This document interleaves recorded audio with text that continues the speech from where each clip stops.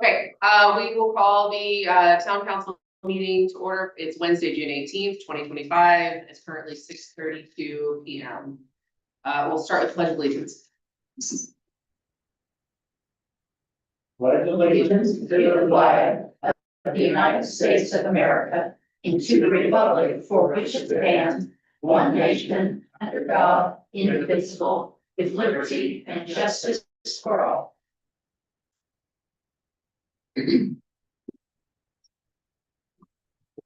Okay, next is roll call. Sure. Councilmember Scott Dick. Present. Councilmember Lance Miller. Councilmember Dave Rudd. Yes, ma'am. Councilmember Rex Waters III. Councilmember Andy Wilson. Here. Next is the approval of the agenda. Okay, there's Second the motion. a second. All right, all in favor, say aye. Aye. Aye. All opposed, nay. Thank you. Next is the approval of the consent agenda. Make the motion. Okay.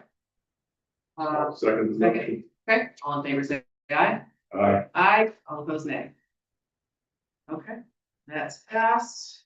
Next, we have the clerk-treasurer report. Okay. Checking to see if anyone has any questions on the monthly financials you've received. If not, I'm just going to give you an update. We have closed out our 2023 State Board of Accounts audit and our 2024 federal audit. So we passed, of course, with flying colors and no comments. And anyway, it's a lot of work on a federal because you have a lot of things to copy and a lot of scanning. It's a lot of work on all sides. So I'm very proud of everyone and congratulations to my staff and town manager's office, town administration, and we all did great. So. Thank you. No, we did great. So, we also, which we expect, but anyway, so, we also, are having we're in a couple other audits that are normal audits too. So it's just been a busy month. And I also had some training on the budget, a little bit more on House Bill, Senate Bill 1. So kind of what to expect on the budget. So we don't know everything yet, but we do know a little bit more. So anyway, okay, now I think that's it. Thank you, everybody, for your work on those audits. Yeah. Thanks. Yeah, that was you guys did great. Thank you. Got the monthly department reports next. This is fire department. Everybody here from fire department? Danny, do you have anything from them? I don't, other than the signs installed. I don't know if you've seen. It's looking great. It looks very good. It looks good. Okay, move on to the police department. Kenny? First of all, and I think we spoke about this last week about the community foundation grant. And then we're about to take delivery of the funds from those in tandem with the grant that was put through from EMA, which satisfies our portable radio situation. For now, I think we're going to be, just in a maintenance mode on those. So I don't think we have anything to worry about on that for probably another 7 to 10 years. Secondly, you saw in your packet the proposal for buying new police cars, which we held off on spending any of our budget on that until we knew what our radio situation was. So in the last month, I've gone out to seek those out. There's kind of a unique opportunity now to buy some brand new 2-year-old police cars there's 4, 5, 6 mile cars that were kind of a combination through a large agency over ordering and then making a secondary order in 2024, which left dozens of these cars unpurchased. So they've recently discounted those down to about $10,000 off the fleet price. And so, as you see in here, my intention is within the budget that I have right now, and there's one available in our driving district for an extremely low price. $31,611 is an all-wheel drive 2023 Charger with a full warranty. I can only find one of those at that price. And I have the money inside of our budget to purchase that and upfit the car. And I have a quote for the upfit of right at $10,000, which would include a giant deer bumper on the front that I think we probably need. But secondly, what I would like to ask for is the additional appropriation to buy a second one of those while they're available. Now, the second one is at a little bit higher cost, same car, no dealership willing to match that price. Every dealership comes in at about 36,000, which is still $10,000 off of the state bid price. And to have the money to upfit it, it would be the same exact upfitting fee because they are the same car. My hope is that the estimate on the $10,000 upfit comes in a little bit lower than that because we will be stripping our old Chargers out to build the new ones. But I really don't think you're gonna have enough opportunity again in the near future to buy warranty brand new cars at roughly a 20 to 25% discount. And I also included in there with the addition of this, what a 10-year fleet plan for our department, well, actually an 11-year fleet plan would look like for our department, keeping our vehicles in a rotation where we didn't have a hard break as we're in now, where every one of our vehicles is, we don't have a warranty on anything and we are not budgeted for vehicle repairs. We're literally budgeted for maintenance. And we have one that's at the repair shop right now that we just got back last week with an $800 bill. We don't know what the current bill is going to be. So I think we're kind of at a crossroad, whether we're going to start to update and maintain a fleet that we have at least partially under warranty from hopefully now until the end of time, if this rotation continues to work. Just like I explained in the explanation, that's always subject to change based on, you know, inevitably you're going to have a catastrophic failure, you're going to have a car get totaled, and there's going to be something that happens to that rotation. But fundamentally, that rotation should always be keeping at least the majority of your fleet under warranty, where catastrophic failures don't cost as much. And that's all I have. They can get this money from where for the second car? It would come from the general fund, so it would be an additional appropriations in the general fund. And remember when we talked about, like, when we did our budget for, we have at least 6 months stored away in reserve in case we have something catastrophic. We actually have more than 6 months.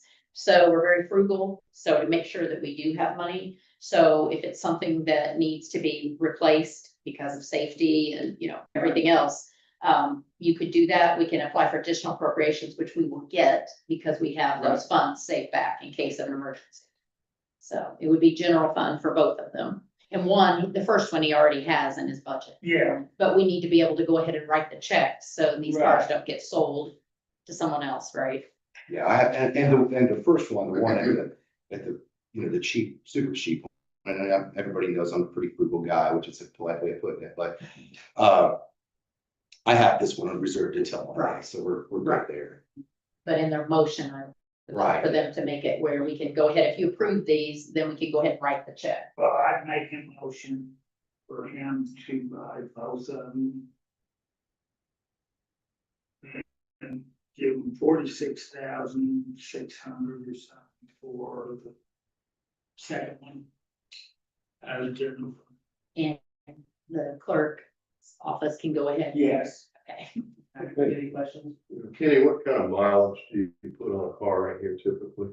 Well, that's kind of subjective. I guess it depends on where they're going. Yeah, in the current fleet, which we're all, as my understanding is, it wasn't here, but in the current fleet of 2020s, they've ranged so much, which is, you know, what my intention is. We have cars that are 5 years old with 50,000 miles, and we have cars that are 5 years old that are approaching 130.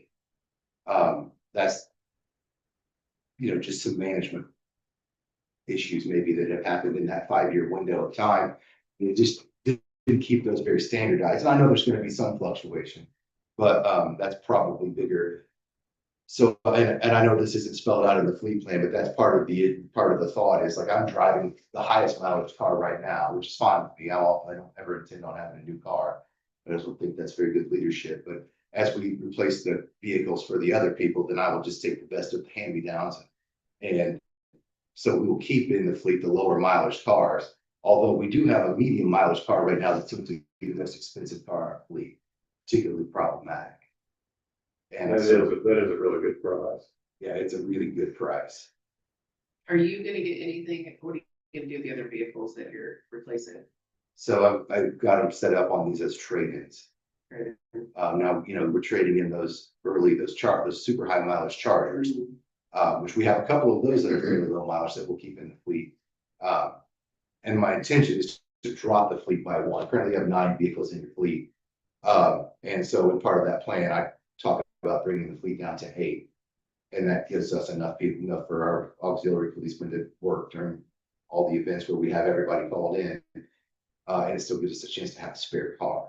Now, one of the things that when I wrote that, my intention was to try to do a sale or an auction or whatever the council deemed appropriate to get rid of that 9th car and not do a trade-in on it. But at this point, I'd like to wait until we see what January looks like, just because we have that middle mileage car right now we don't know what we're gonna be able to, at some point in time, we're gonna spend enough that we can't really get rid of it, I think. I hope we don't get there, but I think we're on the verge of it. I don't know how you could invest $3,000 or $4,000 in a car and then trade it in, but you have to trade in a running car. So I don't know where we're at on that, and I'd like to kind of see how that falls between now and next year's budget, where I would intend to probably buy and finance, and, as in the fleet plan, talked about buying 2, financing them over 3 years, and then replacing the final 2 and then starting that process over again. So you always have vehicles that are under warranty. And at this time in the fleet plan, that requires keeping the vehicles in our fleet for 7 years, which means that we will have to do a little bit better on our upfront maintenance to not be in the spot again in 5 years. But in that case, should they want to sell a car, something, what would normally be Normally on a trade-in, but you need to go ahead and approve the trade-ins too, just so we can put it, like if they wanted to auction it or something, if it's something. if they want to auction it, so there's a whole process in our codes Mm-hmm. for getting rid of real property, personal property, real estate, everything. And so if they want to auction and we go through that, then it's advertised and then you have bids, and you open bids for that. So, but this is a trade. Yeah, Yes. yeah, trade so we will trade our two highest Do mileage. we need to put that in? Yes, you need to put that in the motion that you authorize trading the 2 highest mileage, Yeah, right? two highest mileage on these cars. Yes, Okay. I put that in. okay. Do you have more questions? Okay, is there a second? Do you want a second? You want me a second? I'll second it. I'll second the motion. All in favor, say aye. Mine. Aye. All opposed, nay. Okay. What else you got, Kenny? That's it. That's it? Okay. Next is town administration. Nothing on them? Okay, you got nothing? Fair enough. You have questions? That is easy. Thank you, Phyllis. You're welcome. Town, attorney? Town attorney is out of town. Okay. I don't know if you want to say anything. Oh. Should I?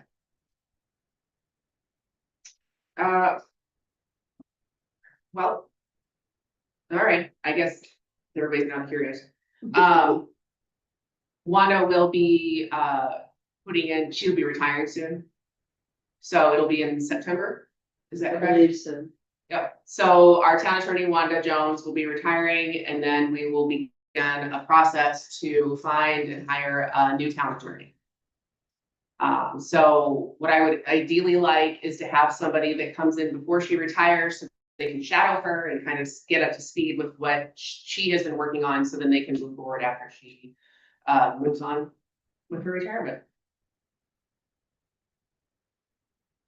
Town manager report.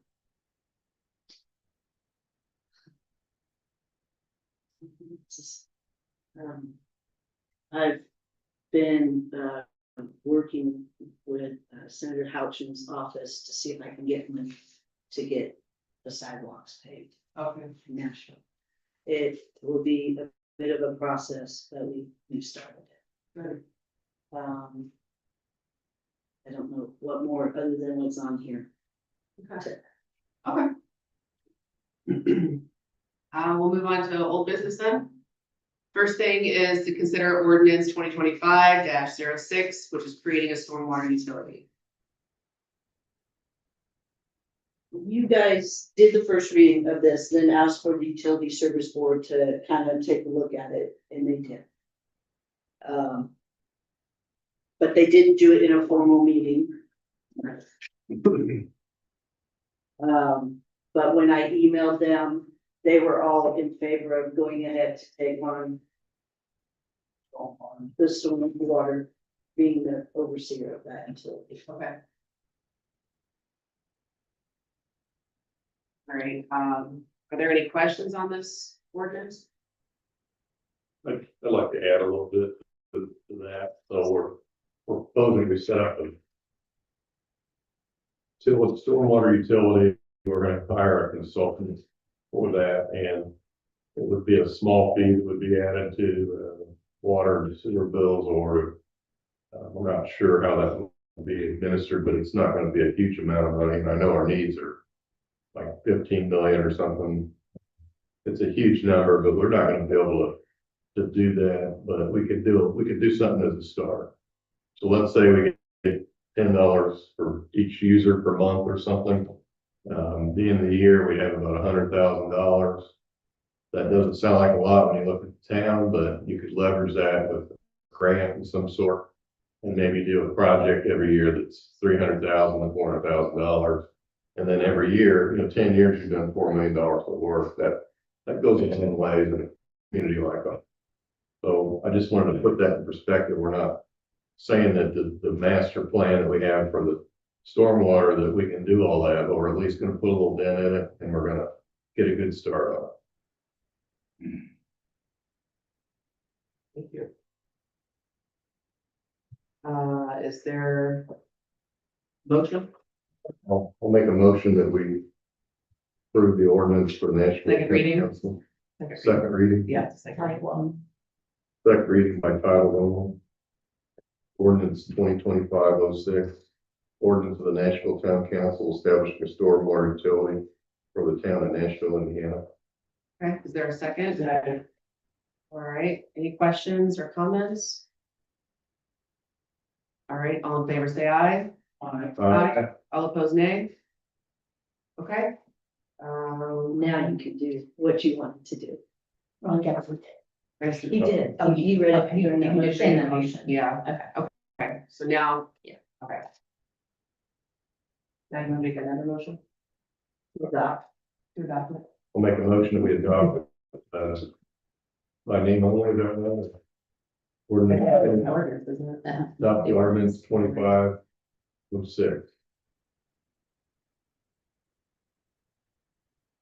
For a second? A second. Second, okay. All in favor, say aye. Aye. Aye. All opposed, nay. Thank you. Next one on is, consider ordinance 2025-07. An ordinance amending ordinance 2023-12, business license rule. So, a business owner asked that the word location be defined because of the number of business licenses. And so, the town attorney, council's direction, came up with the two bolded sentences in that draft so that it tells you what location is and talks about contiguous. That's the only change that's made to the entire ordinance. Okay. Now, there were some, I had some questions earlier today from some people about the last part of the paragraph. Which is already in the ordinance, but is it possible to get some clarification on that, to provide some? Which says, all such persons, corporations, or other legal entities other than private pay parking lot shall operate from a fixed brick and mortar establishment which has a street address. Things like, and Sandy, correct me here, food trucks and so on, that like the kettle corn, or not kettle corn, the kettle food truck, that one has a different type of license, correct? Eventually, that's gonna have a food truck license. Food truck. Mhm. So things like that are not Correct. part of this ordinance, not going to be concerned about. So are there any questions, comments about this? Or if anybody wants to make them? It is difficult when you read that. It is extremely wordy and I had to read it about 4 or 5 times and Yeah. talk to Wanda about Yeah. it, so I understand. And, the more you read it, sometimes the more confusing Yeah. it becomes, but. Yep. It is a lot. Question about the last, Sure, can you state your name and? Yeah, Andy tells, Thank you. I'm not more truck. So it states in there that it says business license. If we look at it at the top, it says business licenses. Then at the bottom, it says that you can't have a business license unless you are at a fixed brick and mortar location. It doesn't say there's any, the only carve out is for parking lots. So this would affect train, the horse carriage. It says business license, so you're shaking your head, so explain that to me. They have their own separate license. The train gets a train license. It's still a business license, it's a generic business, Is it's it like like a a business business license. Is that correct or no? You have an ordinance. So. Do you have an ordinance that covers them? So what business license are you talking about? I think for brick and mortar, since it says that. So tents aren't allowed? Is there a tent business license? A tent business license, are you talking like a special event for a tent or just like You a? know, there's the DRC, you know, you can get, you know, like, for instance, someone wants to put a tent up for the weekend or whatever and sell goods out of it. There's no business license for that, right? I think they get special permitting for something like that. Some permit to the clerk's office, so. Okay. So. Nothing changed since 2023. I didn't realize it was changed in 2023 until this morning. And. No, I didn't know that. No, Because you got one for your parking lots. You were Johnny on the spot. I got the license, but I didn't read the ordinance. 'Cause you told me that I needed to get a license. So I was like, okay, I'll get a license. You did. And I didn't read the ordinance though. It says, if you look at it, it says business license at the top, right, in bold. Mhm. There's nothing that says business license for said things. It doesn't say brick and mortar business license. It says general business license. Saying that the only way you can get a business license in Nashville is if you have a brick and mortar building. There's no, except unless you have a parking lot. That's the only carve out that it has in there. So please explain to me how the other carve outs work and where that's worded and how that carve outs work for business licenses. I really think you don't really need that last sentence at all. It doesn't really apply to anything. Well, I think we're talking about the contiguous property. No, he's passed on. Okay, sorry, I missed it. Yeah. So it's general definition of business license and what you have to have a business license. It doesn't say this type of business license or a carriage license. It just says general business license. And it says you have to have a brick and mortar building. So a general business license would be the brick and mortar. It doesn't say general business license. It just says business license and that encompasses all business licenses. And the carriage, it's They a have a business permit, Okay. not a license. We don't The have- train, it's a permit, not a license. So it's different. And we're working on a food truck. Mm-hmm. Ordinance. So what does tents do? What So kind of your business license- business would fall under that food truck ordinance once that's. Well, he's asking about the tent, they did have a vegetable, There's no vegetable tent and there. that went through, TRC. Correct. It wouldn't be allowed according to that. well, I think they approved it under was it Temporary structure. a permanent temporary structure. But according to that latest reading, it says you can't get a business license unless you have a fixed brick and mortar structure. And I'm just saying it doesn't seem necessary to even, it's not necessary to have that wording in there. Very confusing.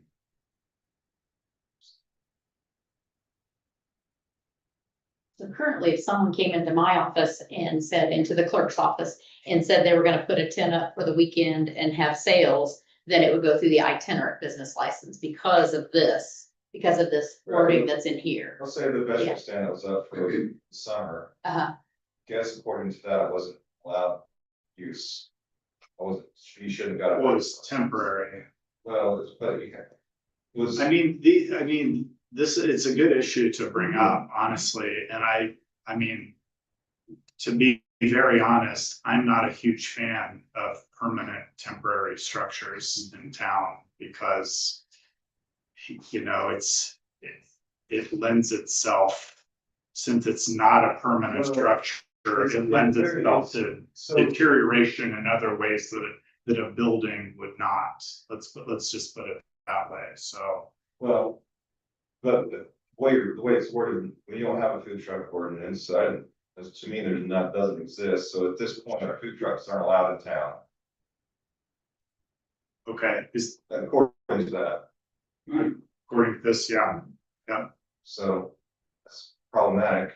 Well, and you and I have talked, and I really needed to reach out to you this week, but I've had a heck of a week already. So, I don't think with regard to the food truck thing, I don't believe anything is going to be passed today. And I hope you and I specifically can talk about it. And with regard to your business license, you and I spoke and I said, don't worry about it until we have something. And I would like you to be part of that conversation because of the cutoff truck and for us to work together. Okay, well, my question is more, not Sure. really about. Right, I understand. But my next question is like, so the Chris Kendall Mart.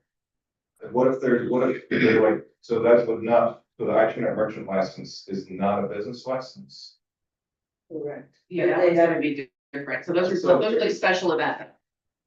Okay, so that's a different business, it's not very clear, it just says business license. You're only reading one part of, I don't know how many pages the whole Okay, well, that's fair, license that's is. fair. The Christine Market said we want to stay up all year round, and they would have to move to A brick and mortar. a brick and mortar business. That they would have to move to this ordinance, basically, because they're no longer an event.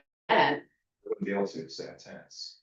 Right, they would have to, like, if they were like, we're gonna do that, we're like, okay, well, then you would have to have the brick and mortar Yeah, location. and this Things with would have to change on their part. sorry to interrupt, this with the food truck is something we really do need to look at in town. And, it's interesting if you look around at neighboring areas, some of them are incredibly strict about, temporary structures, food trucks, and in some of them, it's more or less the Wild West.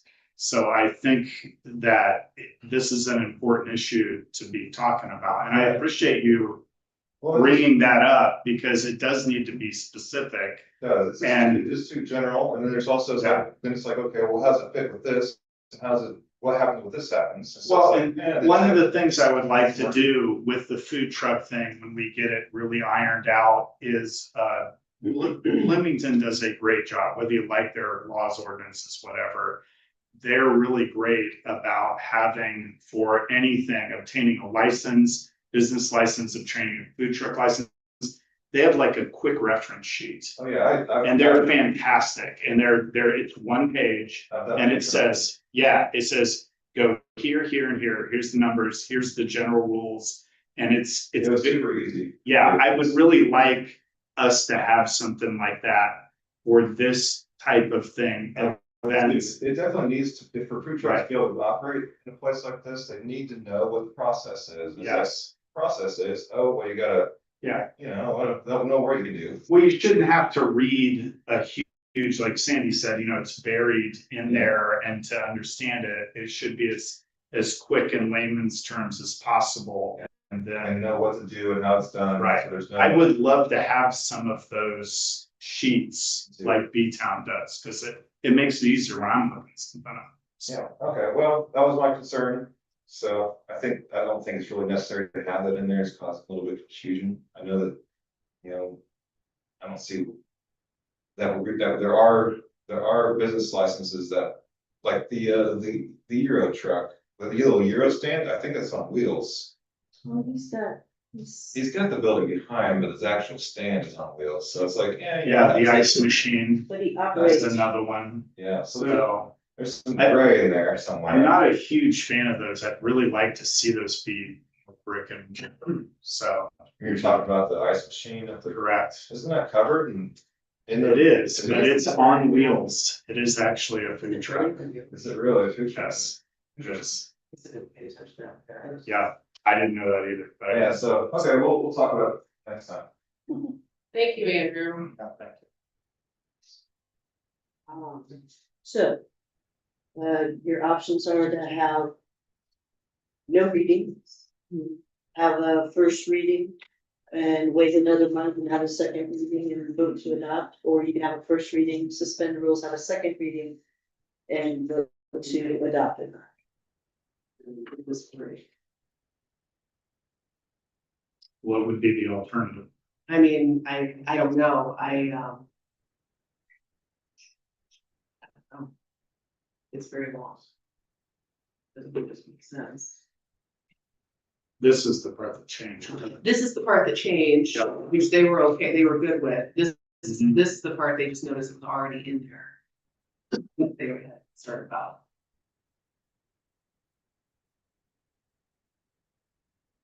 So what, I mean, tell me what the clarification would be. Would you say anyone obtaining a, food truck or itinerant, or would it separate out in that language that they get the permit? That they go to this. And I mean, is it necessary? The or- current ordinance that was adopted in 2023 has exceptions. So maybe this will take care of some of that. Charitable, educational, or faith-based organization engaging in activities are allowed. Private garage sales and yard sales, no more than 5 families. So many days. Farm produce grown in Brown and the adjacent counties may be sold for a period of no more than 45 non-consecutive days in any calendar year without obtaining a license. So that they are exempt. So they've got 45 days.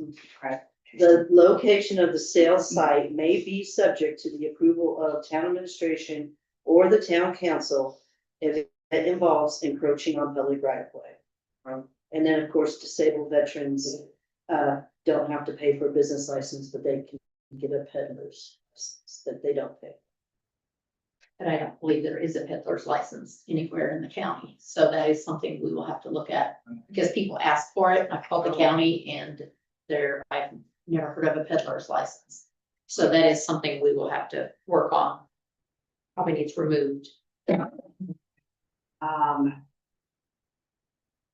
we do that in one fell swoop and remove that? And clarify this, or is it all? How close are we on the food truck ordinance? Well, Rex isn't here. I am here. I apologize for being late. I was at the zoning meeting. But the food truck ordinance, I believe, is very close. I've had a nice conversation with Andrew, and I really plan to talk to him since he has the kettle corn truck. And work together, on something with regard to that and getting it reskinned. And I appreciated him, wanting to do that and his input as well. So I think we're pretty close. I would really like to get this, and it's late in the season. It seems like these things take a long time to work out, when people have full-time jobs and getting Wanda nailed down and all that stuff. But it's in there. We can discuss it a little bit if you want to. But I would like to get it out to the public so they can see it too. And as I said, talk to some of the players involved. I'd like to talk to Kona Ice specifically as well.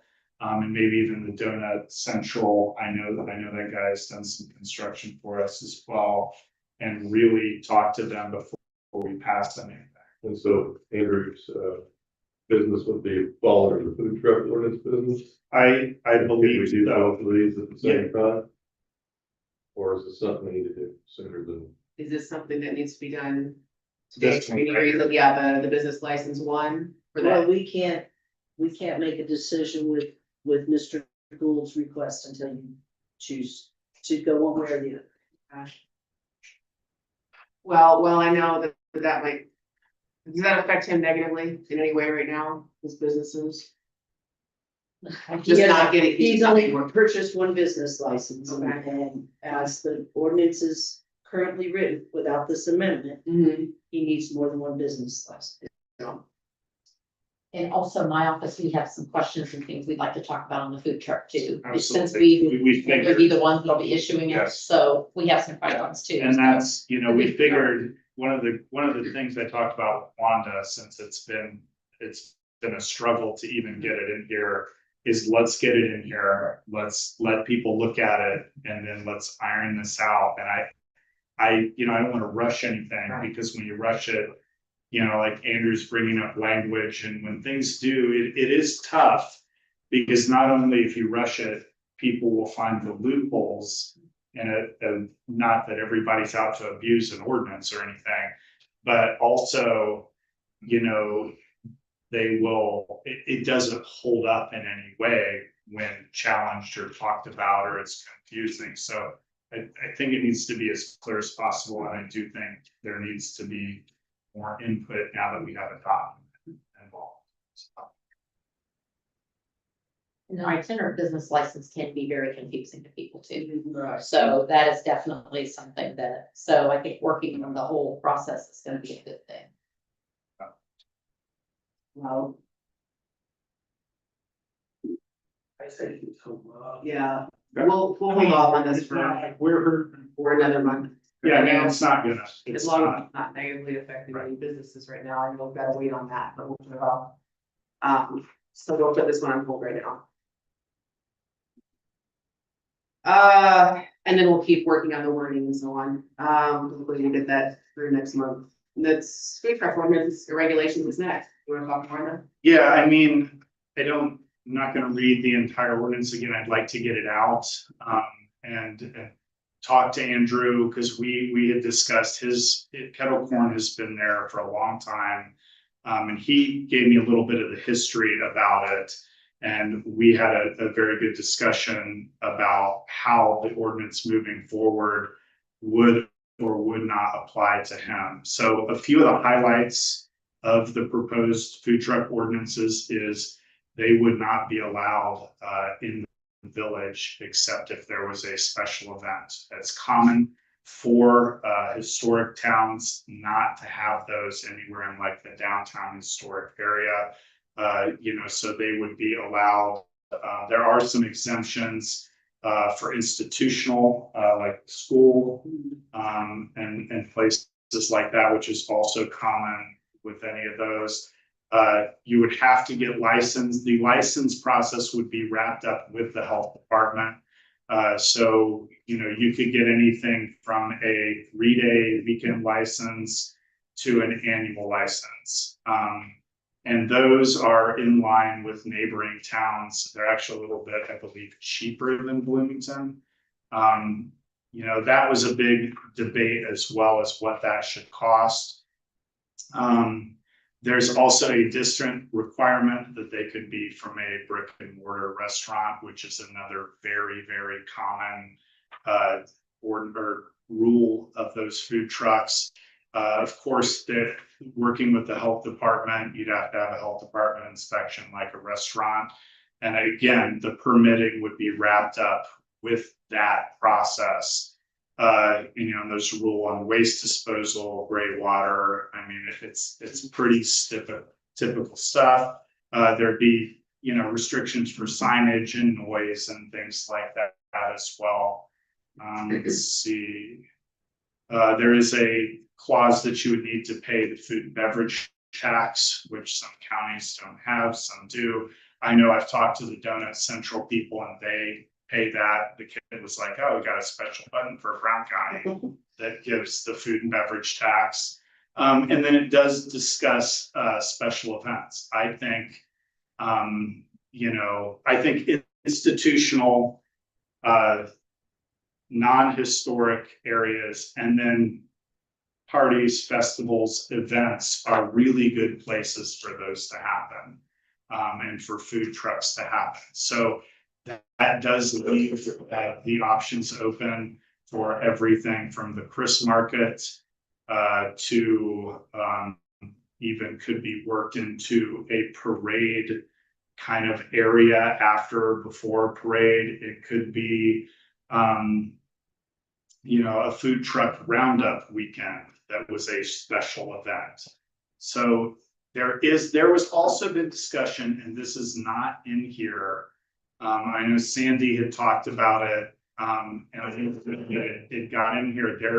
I would like Andrew and anybody else that's interested, we have discussed something like Bloomington does, where there is a designated town place. It wouldn't be in the downtown per se, There's been some suggestions as to location where they could come in if they had a permit and operate.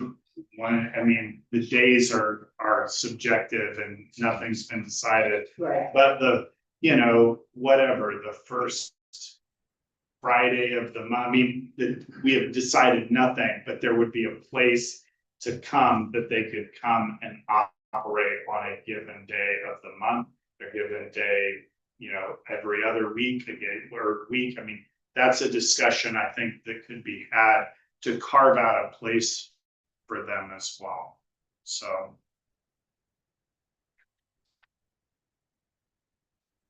Yeah, I mean, I guess that's the highlights. If anybody has any questions, I will give it a shot, so, to answer them. Anybody have any questions right now? That's lots of ways later. Later? Yeah, we'll have I'm sorry for not reaching out for this, but I fully intend to, and I'll send you, this is not up on the website or anything, is that correct? No, it's Yeah. not out yet because I didn't know Okay. that it was ready, because it's still. I'll send you a copy of this. Forward. Okay. Okay. Moving on then to new business, we are gonna take public input on the National Comprehensive Plan. When you come up, yeah, Do you want to hear from RDA first, or do you want public input? They're here if you. you wanna speak first and maybe, yeah? Or do you want to speak last? Yeah, or do you just wanna wait till the end? No pressure. I can give a quick intro to what.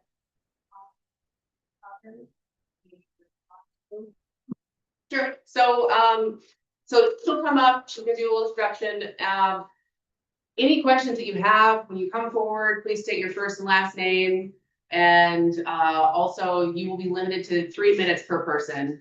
And that doesn't mean that like you sit down and get right back up and do it again. Try to keep things 3 minutes and, they're going to, what's gonna happen is the council is going to take everything under advisement. We are not voting on anything tonight. We wanna hear your thoughts, your concerns, your questions.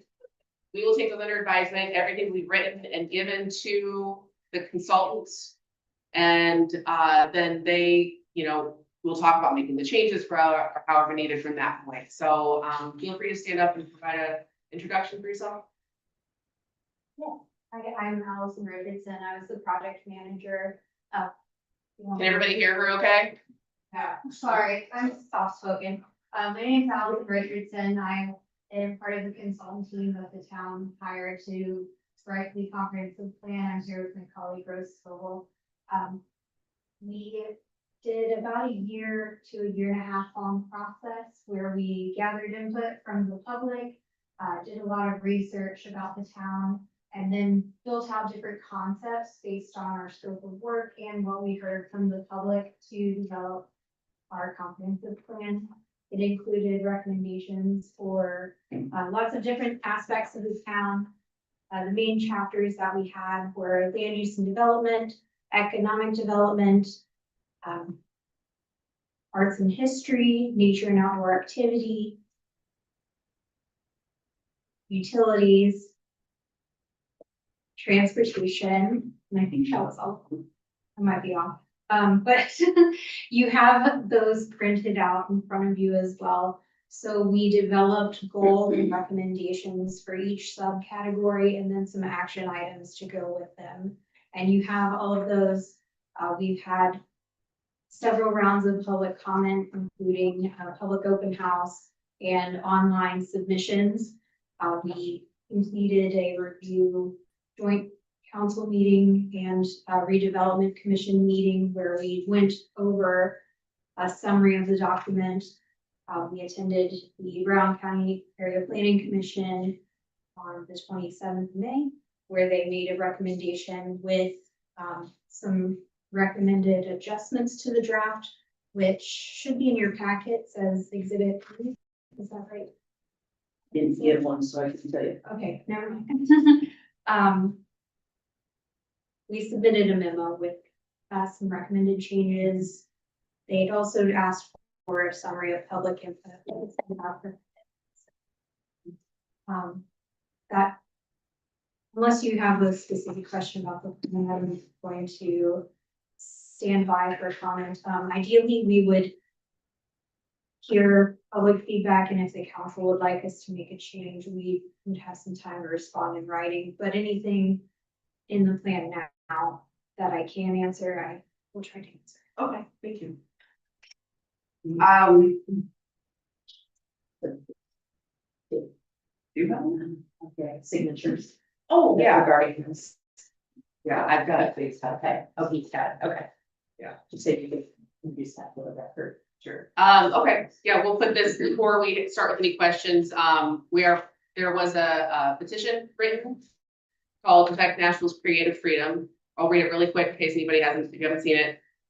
The petition says whether we run shops, restaurants, hotels, galleries, or other venues, we craft memories that sustain Nashville's cultural identity. We, the undersigned residents and business owners, call on the Area Plan Commission and Town Council to, one, add to the Nashville Comprehensive Plan a clause declaring that individual creative expression in all forms, including but not limited to merchandising, visual arts, crafts, architecture, engineering, and the performing arts, will be welcomed and shall guide all future land use decisions. And two, remove the draft plan's merchandising permit requirements in the land use section, along with any other language that creates barriers to creativity and expression. And so we do have a copy of that. Thank you for presenting that. And then we can open it up now for questions. Like I said, come up, give us your name, and take those 3 minutes to let us know. Yeah. My name is Haley Sizemore. We should come up. Hey, Haley, could you come? Thank you. That's okay. Reading a letter written by Win Tran. My name is Win Tran. First question I want to ask, town wants bigger sidewalks. Why don't town make bigger sidewalks? Town wants people who own the buildings and shops to use their land. Town wants to make shop owners move their stuff and make it bigger.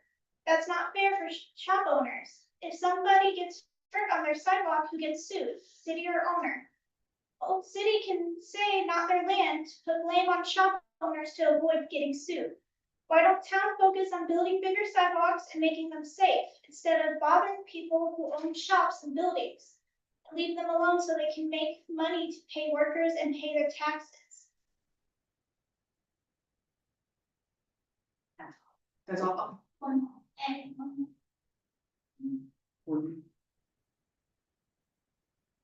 Second, I want to tell about the town council people who got voted in.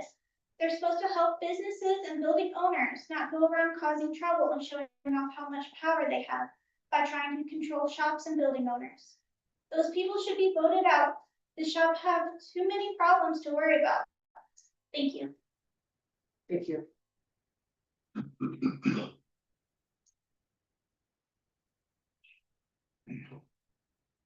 Anyone else? I'll make a few comments. I'm Phil McCown, and just full disclosure, I'm also on the Nashville Redevelopment Commission, which has had review and approval of the draft of the comprehensive plan. But I'm speaking just as a private citizen. I've heard from folks I know, folks I run into, some common concerns that I think really are more a matter of education.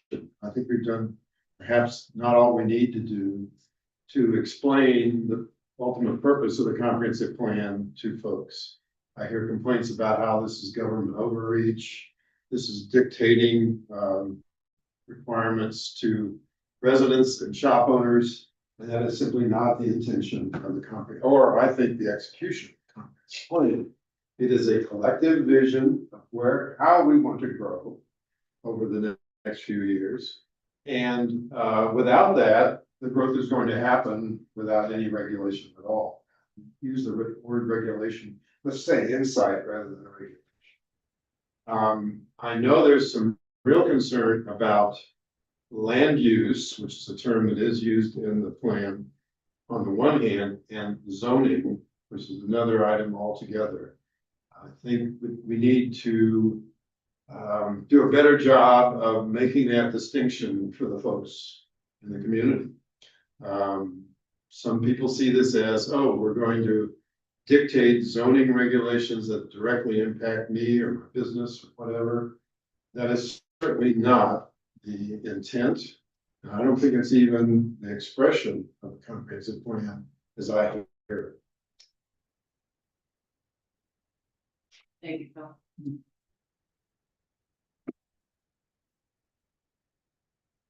Anybody else?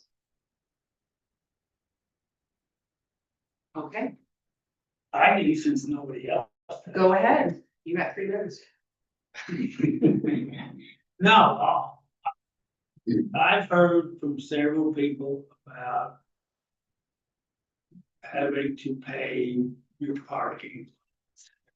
Oh, paving, yeah. Thank you. And of course, I called our engineer who we have for the surface water runoff. And he says that's the worst thing we can do with our system the way it is right now. And for the future for a while, so. Just wanted to let that be known. Sure. Yeah, that reminds me, I did have some questions brought this morning, and Ed, I may ask you to chime in because you say it a lot better than I do. What I understand of the plan and what I've been told and is that the current parking lots are not required to be paved at all.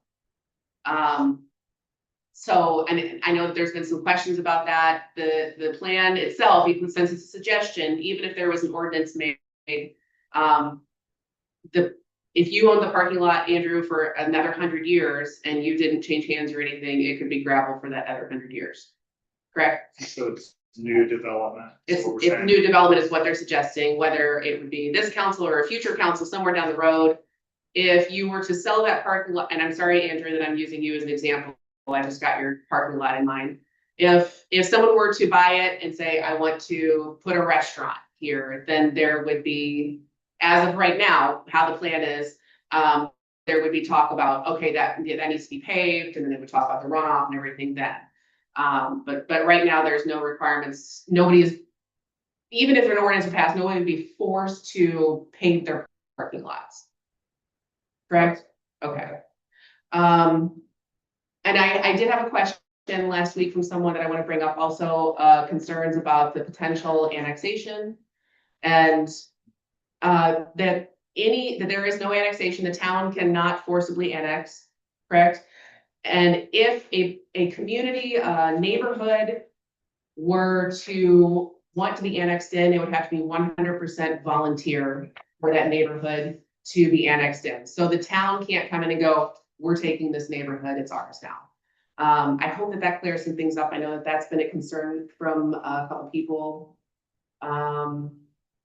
Well, in the comprehensive plan, if I understand correctly, there is no ordinance or suggestion or anything passes if we pass it. It is a roadmap. So, you know, the outdoor, it is not mandated in stone that we come up with these things.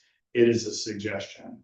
And, you know, I've read it. I've actually read it probably a time and a half and read certain things several times.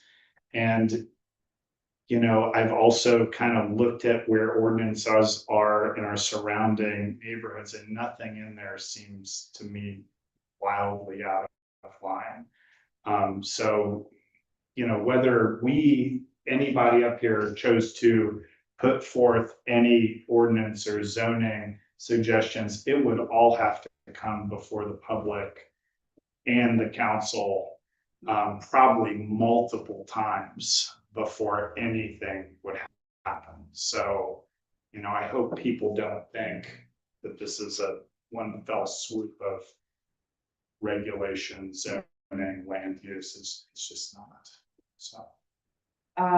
Could you also clarify, either one of you, about the front of the businesses? What was the question?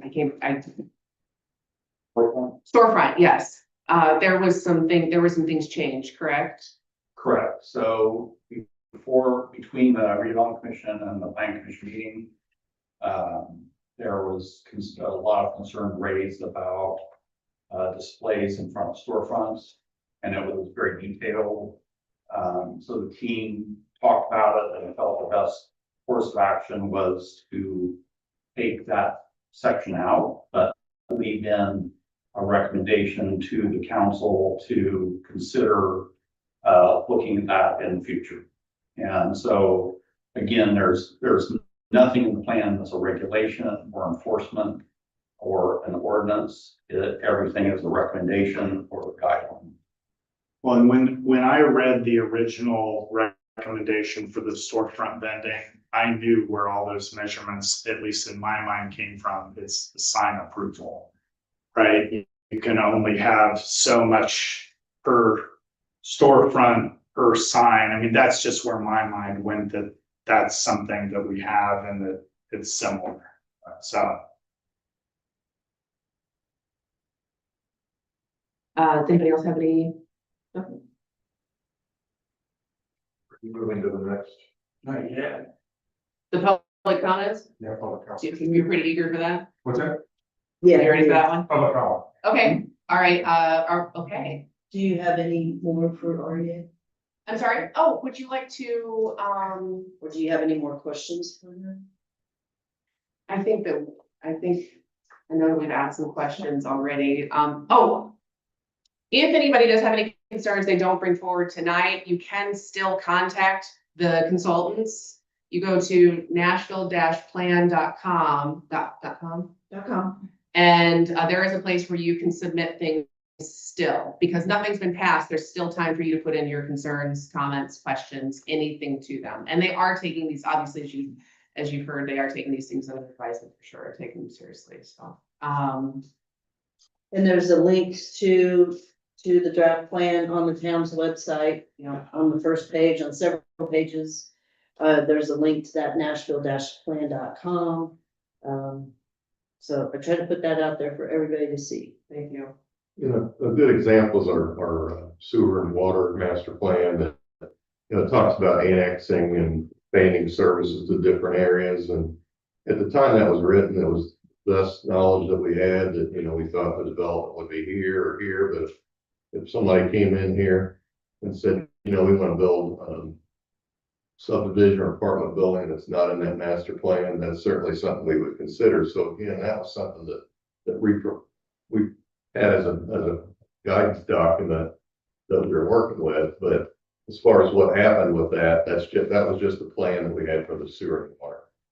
It's the same thing with this comprehensive plan. It's a vision for the town. It's right now it's subject to a little bit of draft and changes, but it's just a plan for us to go off of. And the town council, the citizens of the town, it's just the direction we're going to go as far as what ordinances are passed. And that's something we'll consider at the time based on the conditions. And we certainly would like to replace all the sidewalks in the town. We're working on that. A lot of those sidewalks are in dot jurisdiction. It costs a lot of money to do sidewalks. You think, well, we just tear it out. It's, like $40 a square foot. You got to have curb ramps.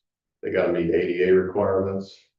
Just like the steps in front of the hub now, that would be a difficult area. That big barrier wall looking piece of concrete next to the courthouse, that would be a real difficult thing to deal with. So we are trying to get some money to do that, and we certainly will consider businesses that, you need a place for people to walk, and you need a storefront, but sidewalks are definitely on our top of our list. And I also think the plan is, correct me if I'm wrong, but a reference for grants and other funding that we would apply for in the future. It's a very important thing to have on the books for us to access or even apply for, in some cases, other funding. Yeah. Okay. Anything that you would like to say before we complete this part? Yes, just that if you would like REA to make any updates to the draft as requested by council, we would need that in writing. And if there's any change, we would need to go back to the Brown County Planning Commission for approval for state statute. So keep that in mind if you would like anything other than what's been. Okay, Thank you. thank you very much. Okay. Public comment. Yes, you can get up now. And Steve? Thank your name, please. Yes, ma'am. My name's John Simpson. I'm glad you're, I like stormwater, glad you have a stormwater utility. Sidewalks, if you ever want me to go show you all the 88 violations in Nashville, I can show you all the ones that have been put in the last 15 years since I've been paying attention to it that aren't right. I am your only NDOT pre-qualified contractor in Brown County. I think I know an awful lot about sidewalks, ADA requirements. But that's not on here. You guys sent me a letter telling me to cut the grass and to get rid of a abandoned vehicle. And I agree, I should cut my grass. I'm not gonna put my top man on it. And I think it got cut. But the abandoned car thing really bothered me. Part of my pursuit of happiness is abandoned cars, and I really like abandoned cars. And I read the rule, like, you have a definition of abandoned car. Whatever car's sitting there meets that definition, whether that definition is lawful or not, I'm not gonna, let's just say it's abandoned. But when you read the ordinance says, if it's got under permission, there's nothing you can do. That vehicle has my permission. What am I missing? I mean, it seems like super plain, super easy to understand. What am I missing?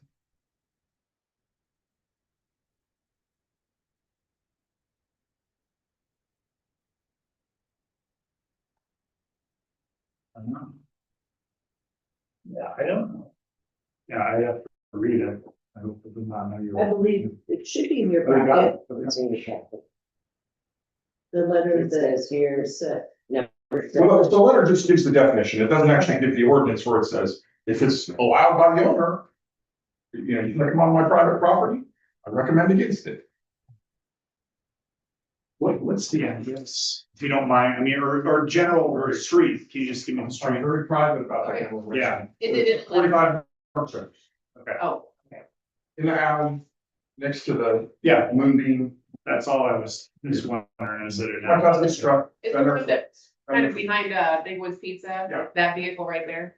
Great Nissan truck. We gotta, I always think about what I could do with that property there, maybe a museum would be in one. That's good thing for Nashville. I've got museum pieces that would look good there. The number says a vehicle is at least 6 model years old, That's the definition. mechanically inoperable or unlicensed, left on private property continuously in a location visible from public property for more than 30 hours. So I agree, it's abandoned, but now you have to read, what's your authority to do something about an abandoned vehicle? Your authority stops when I have to give it permission to be there. It's in the, I don't know, whatever, we looked at it the other day, I can't remember, I didn't print it out. To bring here. there is an ordinance. So all you have is a definition, okay, it's abandoned, what's your authority to do something? And it covers that in the rest of the ordinance, it says, hey, if it's got owner permission.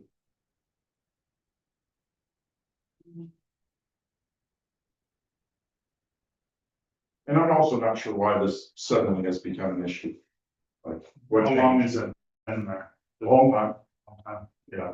There was one of our, we had some people, like I have problems with people trespassing and parking there, and there was a problem with a neighbor. I would venture to say that's who's stirring this up. I get easily stirred up, so. There was an issue that they didn't like the way it looked, or? No, they were parking in my lot, and I told them, get out, and they didn't like that. Nobody likes that. And so you blocked the No, lot? I waited a long time. I was very patient. I thought about all the things I would do. I didn't do anything, so anybody should be happy. I have those thoughts too, so, Crane, pick up the car. yeah, Right? And so, I mean, I need to, me personally, I would want to read this and research it, but I don't know that that necessarily solves any kind of problem with you're saying. Well, I don't have a problem. I mean, You're not, I'm just basically saying, you like the car there, does it look, is it dilapidated, is it on blocks, it's just, no, we don't salvage. yeah, Salvage would be a problem. right. So, no, it is what it is. It's just sitting there. And I probably would have moved it. In fact, I had told somebody, I told my top man, move that car. And then I got that letter. I mean, the timing couldn't have been worse. Sure. You know, nobody likes to be told what to do. And I'm at the top of the list. Well, yeah, I'd like to look at this too. Did you see number 7, what Councilmember did? Yeah. And it's right there. So if they ask you to move it again, would you consider moving it, or would you, have we gone too far and you're upset? I don't know, but I don't know. But I'm just asking, you know, to me, I don't like, I personally don't like rules and regulations. I'm with you on that. Oh, yeah. But as I've, you know, I taught high school for 20 years. I've been involved in town on various boards, and now I'm on this one. And I come to understand the need for them more as I'm involved. And I come to understand your point as well.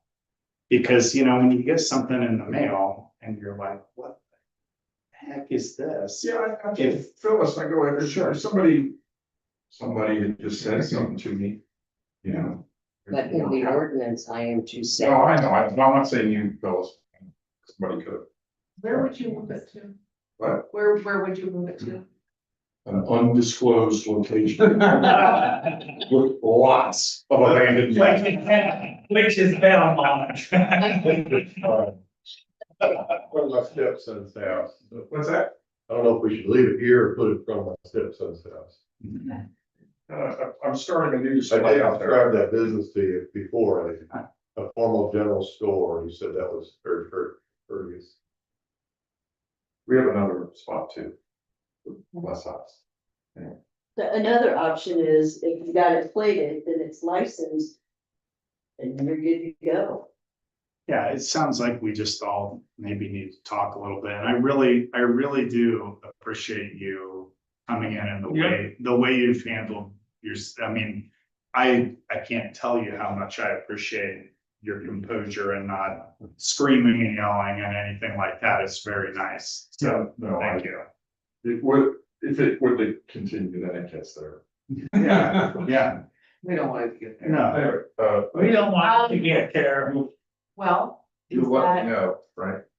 with, You could rescind your letter officially, or you could just call me and say, hey, don't worry about it. And we'll let time go and see what happens. it'd be nice if one of, you know, somebody up here could have a conversation with you. I think would be very beneficial. Yeah, You won't be. yeah, Dave. It's definitely gonna be you Dave. said have it moved by the June 13th. Is it possible? You have to do it buy by them here, though. They can talk about it. Yes, sir. When we Yeah. do this call, we actually go out and look at. Yeah, that'd be what it awesome. is. And if there's an ordinance against it, that is my job to We enforce it. understand. Yeah, I know, I don't wanna make. So I tried, depending on what it is, Mhm. I try to give them anywhere from 2 weeks and that. You put a date down there, I don't care. You tell me what date. Yeah, it just sounds like we all need to talk a little bit. Maybe just Yeah, put the council date on there, then they have that night or whatever, the day after that council date, then at least they can. So if I send that 2 days before the council meeting, they have to have it up. No, I'm only joking.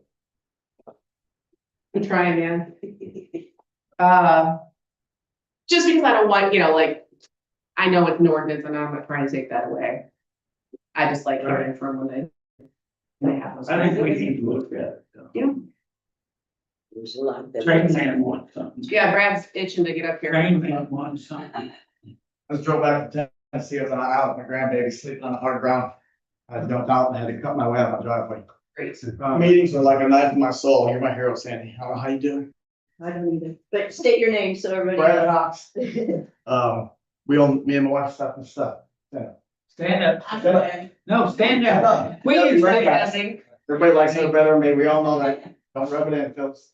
I didn't do nothing. We go to Nashville Express trains, I used to ride them when I was 4 years old in the seventies, I'm down here, and, never thought I'd be involved with the trains, but, well, Larry's had them forever, and, we just took them over, I really wouldn't plan on driving the train. Just, life don't work out like you want to sometimes. But anyways, those things make everybody happy, but what I wanna talk about is that slippery slope, we wanna grow in this town. We wanna have a unique town. I do art shows all over the country, so I see towns that are unique. This isn't the only unique town, but I will say it stands out to me, not just because I'm biased about this town. The people, I think, is what really makes it together. A lot of people have different views out here, but everybody has the same thing. They want this town to be good. And the people are starving for attention. And when they come to this town, they get attention. And I just think there's a way to, have displays and not have boxes on the thing, but maybe have a section that you have to have displays in or something. We could have it both ways on things like that. And I think it's also a way that you could have special events like you were talking about, but also not. I've seen Metamora, and Metamora was a unique thing. They got the only canal, they got the railroad, they got a real train, not a Jeep like mine.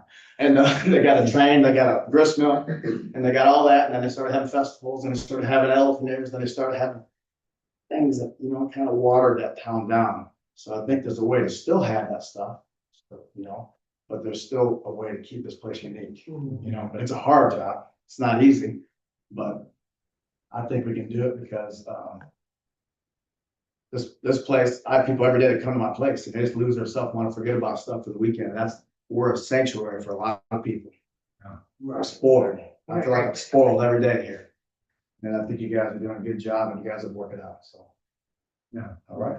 I mean, to his point, I've always said that, that we don't have an ocean, we don't have mountains, we don't have a lake where you can bring your boat, but we do have a historic town, and the reputation of the past and the history of the artist colony is a big draw. And I do worry sometimes that that's gonna get lost. In some ways, it's already been lost because there's not as many working artisans. Yeah. That, and then the natural beauty for this, I mean, this doesn't look anywhere else. The brochure for the back roads tour, we get that specifically in May. So I just quit handing out the old one in Florida that I did show for 4 months. I got 4 girls that come up this I-65, I've never heard of this place. I got them going like this. I said, all you gotta do is go like this. So I come, but really the exit's like this, but I don't want to confuse them. And they've come for 4 years and got 2 rooms and stayed for a weekend. I mean, it's not a lot. I dropped 2,500, I don't know. And those little things, Stephanie just invited 38 people at the Tipton Lake Garage sales. And with that brochure, that Brown County, and they go, oh, we know Nashville, we've done Nashville. I said, it's got this.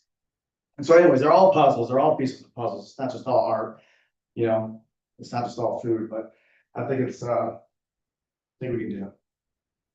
So sure. Thank you. Can we speed our trains up some? If you haven't been out to Cox Creek Mill, I recommend you go, because it's really cool. The only Oregon style, right? Yeah, just wait on my tomatoes get right in the garden.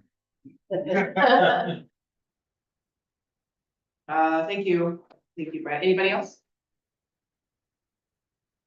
Okay, any other business come before the council? Anybody got anything? All right, I will make a motion to to adjourn. Is there a second?